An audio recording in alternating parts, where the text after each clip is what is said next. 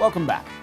Last time we talked about using subordinate clauses as a strategy to improve your thesis statements by making it more specific or focused, or by pointing out what makes your thesis statement insightful or debatable.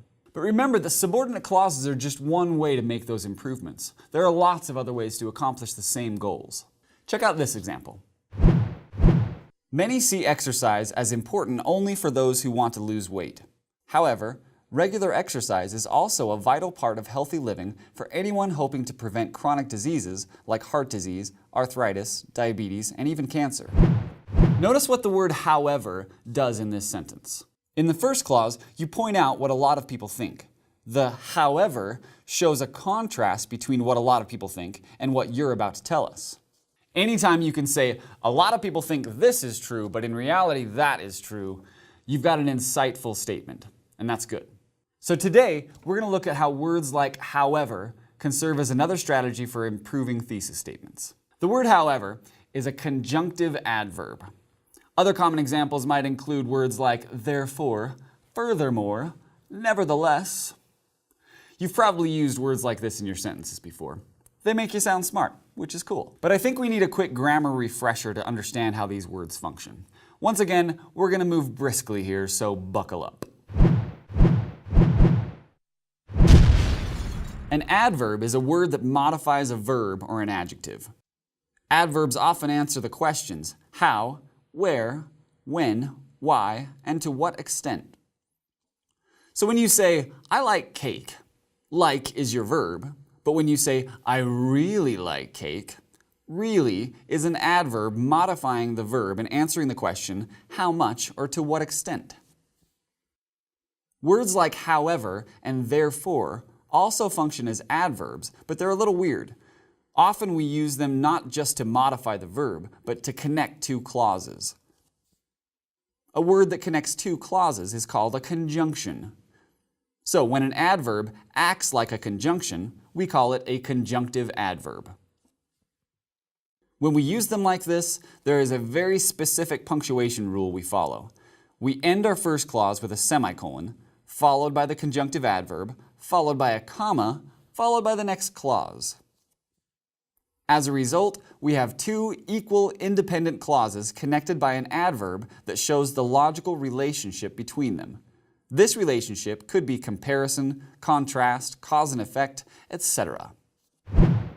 So how can we use this in a thesis statement? Let's say the thesis statement you have is just a simple fact and not really a claim yet. Aside from the United States, most other developed nations in the world have some form of universal healthcare system. Okay, interesting fact, but you haven't made a claim yet. You could use a conjunctive adverb to connect that interesting fact to a claim. That claim could be something that is a direct result of the fact, or it could be something that's in contrast to that fact. And just so nobody yells at me, I'll cover both sides of this politically controversial issue. Aside from the United States, most other developed nations in the world have some form of universal healthcare system. Therefore, Americans need to be more open-minded to the idea of adopting a similar system in our country. In this essay, if you've got a thesis statement like this, you would spend some time talking about how universal healthcare works in other countries, and then you would shift to talking about why it should be a more acceptable idea in the United States. Or you could go in this direction.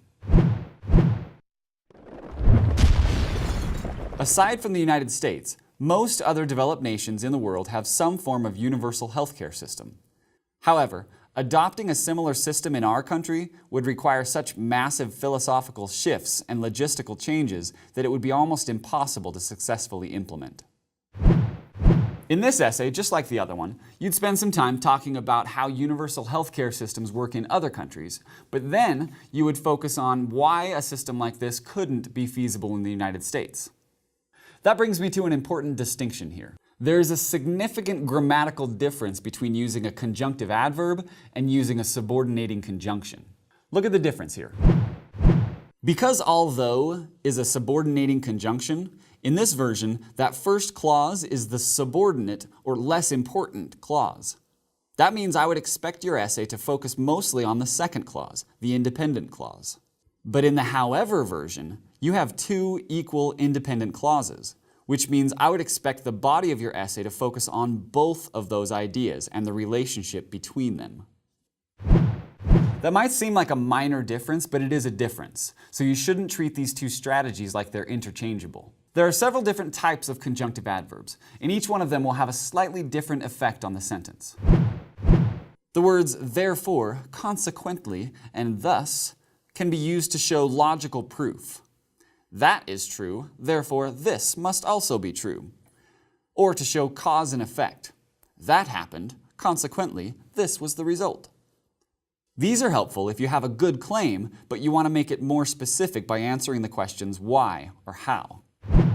Research clearly shows that alcohol consumption can lead to a variety of health problems and an increased risk of accidents.